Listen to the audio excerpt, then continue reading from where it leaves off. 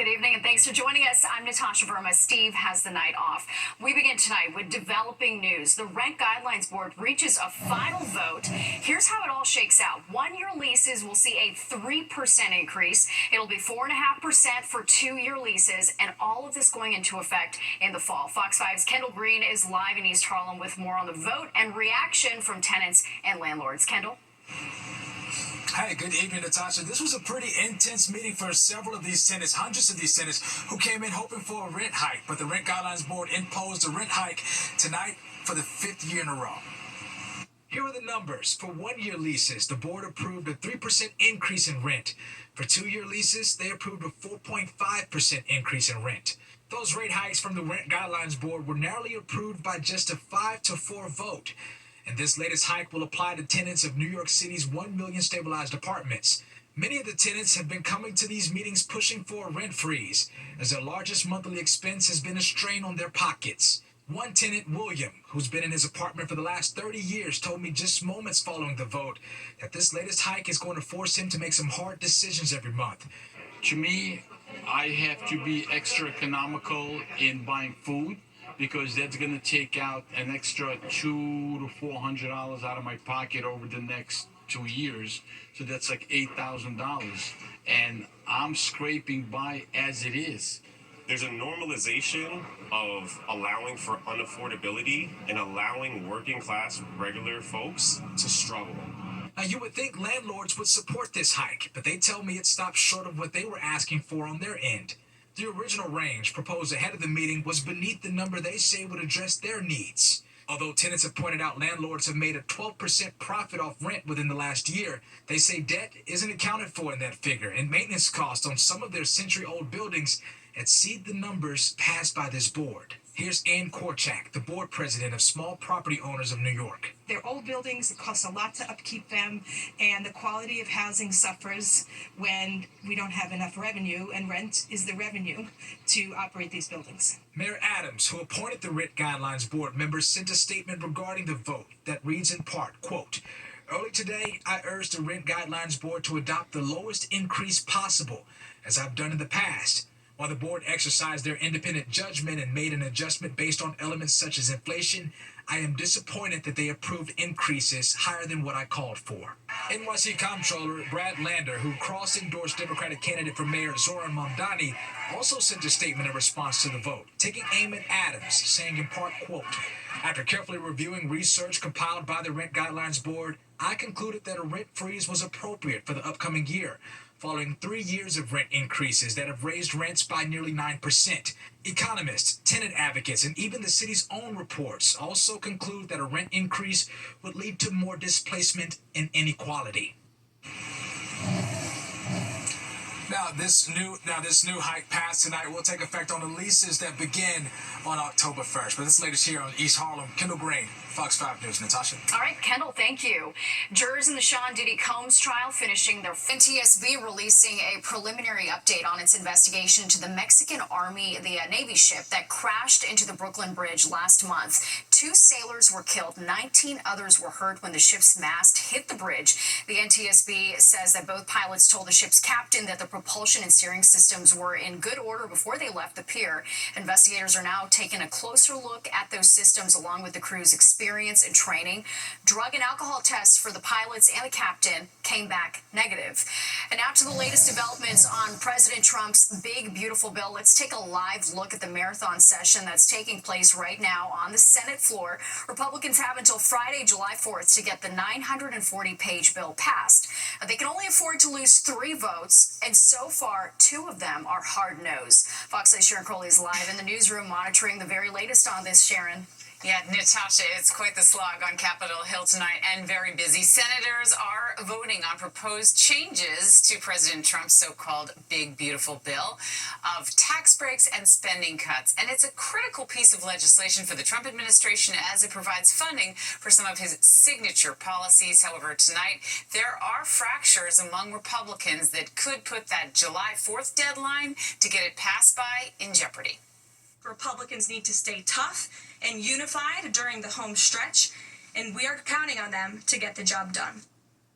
Well, the president's sprawling tax and immigration bill extends many of the 2017 tax cuts. It slashes Medicaid, reverses initiatives to fight climate change, and increases money for the Pentagon and immigration enforcement. Now, the Congressional Budget Office also says that we'll add more than $3 trillion to the U.S. deficit over the next decade. Even with a Republican majority in the Senate, the bill is not guaranteed to pass. Republican Senator Thom Tillis of North Carolina announced that he will not be running for re-election after breaking ranks to oppose the bill. He warns it could devastate rural hospitals and kick hundreds of thousands of people in his state off Medicaid. It is inescapable that this bill in its current form will betray the very promise that Donald J. Trump made. Well, voting is expected, as we said, to go late into tonight. And if the Senate does pass it, it would then move to the House. The bill would make permanent many of the tax breaks passed in Trump's first term, while adding new ones such as no tax on tips or overtime. And right now, cuts to Medicare remain a major sticking point. Republicans are scrambling to secure enough votes to push this through in time. And one more thing, Elon Musk making another public appearance, so to speak, on social media, threatening Republicans who vote for this bill that he will use his resources to upset their primary races. He posted on X, in part, if this insane spending bill passes, the America Party will be formed the next day. Our country needs an alternative to the Democrat-Republican uniparty so that the people actually have a voice. So, Natasha, we're hearing from Elon Musk again. Yeah, once again. All right, Sharon, thank you.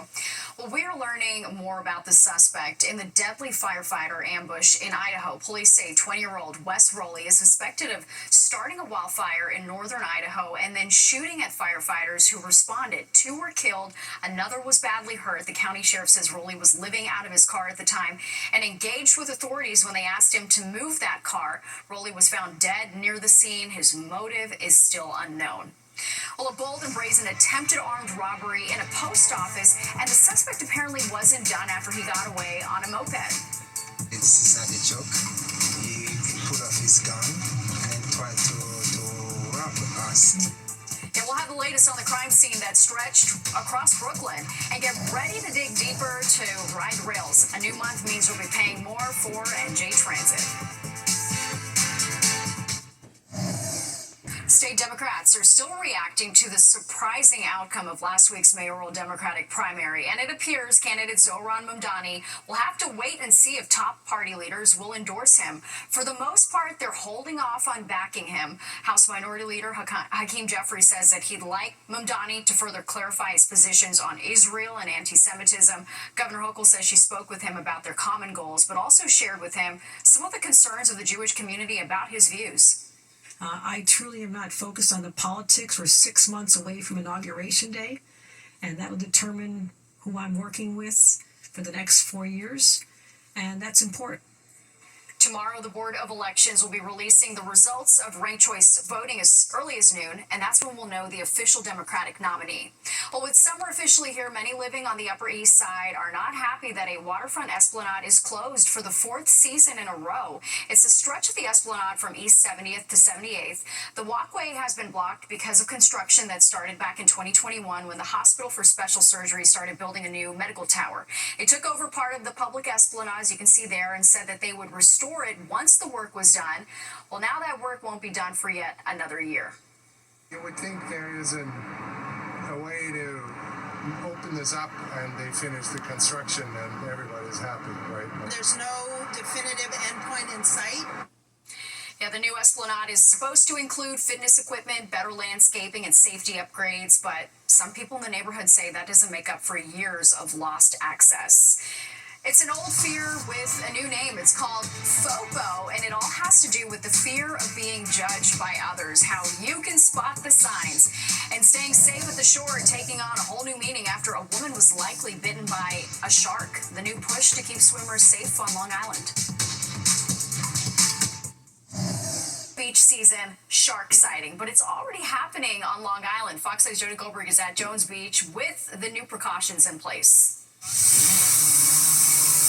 From drones the lifeguards on the lookout. 2 or 3 times in the morning, 2 or 3 times in the afternoon. Surveillance is stepping up along Long Island shoreline after a 20-year-old woman was bitten in the leg and foot by a shark. The shark was probably thinking they were, eating bait or bunker fish, and then unfortunately they grabbed this woman's leg, her left leg, and bit her. Based on the bite, officials believe it was a juvenile sand tiger shark, but to prevent other encounters, they're using technology and teamwork. As soon as someone sees anything even questionable, we'll have it called into park operations, utilizing lifeguards. Swimmers will be removed from the water at that location. We do have an integrated communication system. We work very closely with the other municipalities, as well as we work very well with the city of New York. There have been more than 10 reported shark bites on Long Island over the past 3 years, but more sightings don't necessarily mean more sharks. The fact that we have so many baby sharks here on Long Island is a good indicator. It's a good habitat for them. Researcher Greg Metzger says the booming bunker population is what's bringing the sharks closer to shore. Predators follow the prey. So when you have a really good food source like these menhaden, you're going to have predators that follow them. While some beachgoers feel safe, Life's a gamble. It's not like I'm going deep. others are choosing not to swim. I never go in the ocean. Now, officials say you can swim in the ocean, but do so where lifeguards are on duty. And if you see a school of fish, maybe get out for a little bit. That may indicate that a larger predator is following behind. At Jones Beach, Jody Goldberg, Fox 5 News.